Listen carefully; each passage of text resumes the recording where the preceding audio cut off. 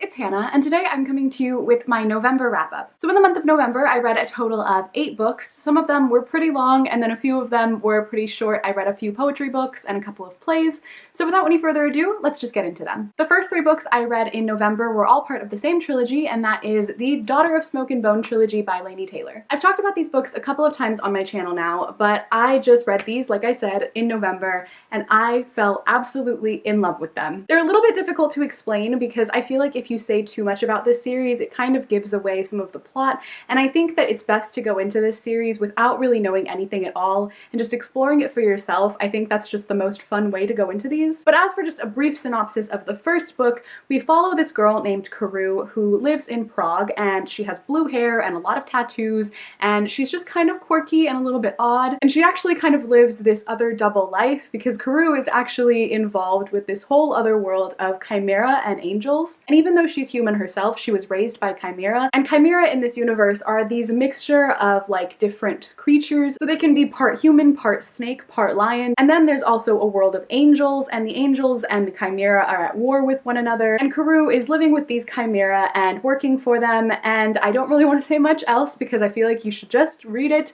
and go into it and not expect a thing. But this trilogy is filled with romance, it has politics, it has action and adventure, just so many different things. You get a lot of different characters' perspectives, and it's just epic, and I absolutely adore it. I gave the first book, Daughter of Smoke and Bone, 4 out of 5 stars, the second book, Days of Blood and Starlight, also 4 out of 5 stars, and the last book, Dreams of Gods and Monsters, 5 out of 5 stars. The last one was definitely my favorite. The next book or play that I actually read in November was King Lear by William Shakespeare. I actually went with a friend to go watch a production of King Lear earlier in November, and then after I got home, I was just like really into the story, so I decided to pick it up and read it for myself. I read this on ebook, so I don't actually have a physical copy of it, but this was probably the most confusing of all of Shakespeare's plays that I've ever read, and it was also probably my least favorite, even though I still really did enjoy it. So like I said, it's pretty complex, but in a general sense, what this one is about this king named King Lear who has these 3 daughters, and he's deciding how to divide up the land that he has between the 3 of them. So he makes each of them come and give a speech to him about how much they love him and why he should give them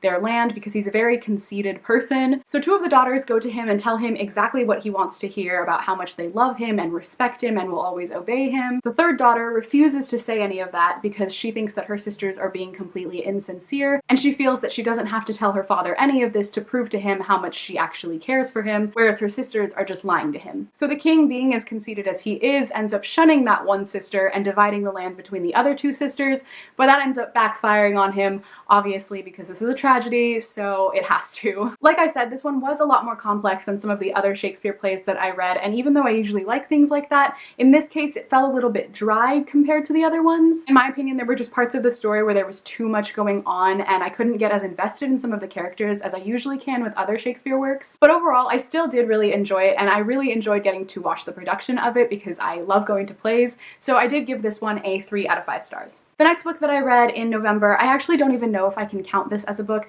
Technically it is a book because I downloaded it on Kindle, so I was reading it on there, but it's just like one really long poem, and that is Bee by Sarah Kay. Now if you recognize the name Sarah Kay, that's because this poem is actually on YouTube. It's in the form of a TED Talk, and it's called If I Should Have a Daughter. I've watched that TED Talk like a million times. It is my absolute favorite poem of all time, and I was recently just like looking into some more poetry books, and I remembered that one, and then I just downloaded the ebook of it and I just read it again one day because I was in the mood for it. But I just wanted to include that on this list as well because I've been trying to get into reading some more poetry again because I used to read a lot more and I just haven't been as much lately. So I just wanted to read something that I already knew that I loved and get back into the swing of it. And of course I gave this a 5 out of 5 stars. And the next book that I read in November was again another poetry book, and that is The Princess Saves Herself in This One by Amanda Lovelace. If you're part of the Bookler community on Tumblr and you follow me on there or follow some other people who post book-related pictures on Tumblr, then you might recognize Lady Bookmad.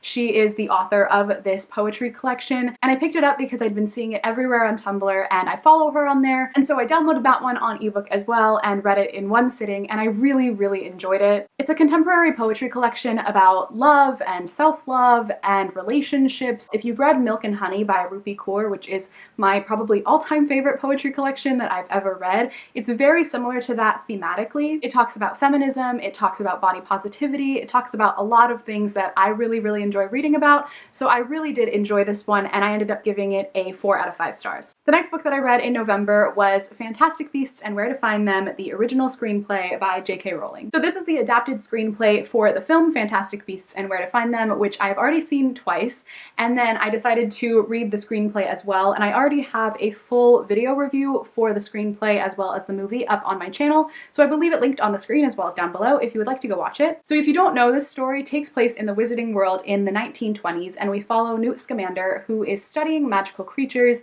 and he is a British wizard, but he travels to New York in this story, and there he gets into a lot of trouble, let's say, with some of the magical creatures that he's studying and with the Magical Congress of the United States, and a lot of things happen. I don't really want to say anything because I don't want to spoil it, but I really did enjoy this story. I loved the movie. I thought it was a lot of fun. I had some problems with it here and there. It wasn't perfect, but it was still really enjoyable for me. It still felt like Harry Potter, which was very important to me when it came to this story, and I'm really happy to say that it still had that feeling for me. So overall, I gave this a 4 out of 5 stars, and I actually do plan on seeing the movie for a 3rd time because I have a problem. And finally, the last book that I read in November was Emma by Jane Austen. So I'm a huge Jane Austen fan. I love Pride and Prejudice. I've read it multiple times. I read Persuasion, I think, in the summer this year, and I really enjoyed that one as well. And in November, I finally picked up Emma for the Ausentatious book club that is run by Zoe over on readbyzoe. So this story follows a girl named Emma Woodhouse who is living alone at home with her father, and she is kind of a matchmaker. She likes setting up her friends and the people she knows with other people. It's just kind of her thing. She is not really interested in getting married herself or finding love for herself, but she really likes setting her friends up with other people and matchmaking. Of course, that eventually does get her into a bit of trouble, but it's a really fun story. I absolutely loved this book, and for part of it, I actually thought that I might like this one more than I like Pride and Prejudice, and after finishing it, I still haven't made my full decision, but it's definitely my 2nd favorite Jane Austen book I've ever read. Emma is just such a fun character. I feel like some people might find her kind of annoying, but to me, she was just really entertaining. I loved all of the other characters. Everyone in this was so charismatic, and they were each really three-dimensional, which I really appreciated. So yeah, it was just overall a very fun book for me to read, and I had such a great time with it. And I'm actually going to be in the Ausentatious live show for Emma this Friday, December 9th. So it's going to be Zoe, myself, Joss from Squibbles Reads, Maureen from Maureen Keevy, and Natasha from Toshopolis. We're all going to be in the live show discussing Emma, and I will leave all of the information for it linked in the description box. If you would like to join us, you definitely should. I'm super excited about it, and I really want to talk to everyone else about this book because I really enjoyed it. So if you are free on that day, definitely come join us to discuss this book because it's going to be a fun time. Alright guys, so that is it for my November wrap up. Let me know in the comments down below if you have read any of the books that I mentioned in this wrap up, or let me know what your favorite book was that you read in the month of November. If you would like to follow me on any of my social media, all of my links are in the description box as always. But thank you guys so much for watching this video. I hope you enjoyed, and I will see you in my next video. Bye!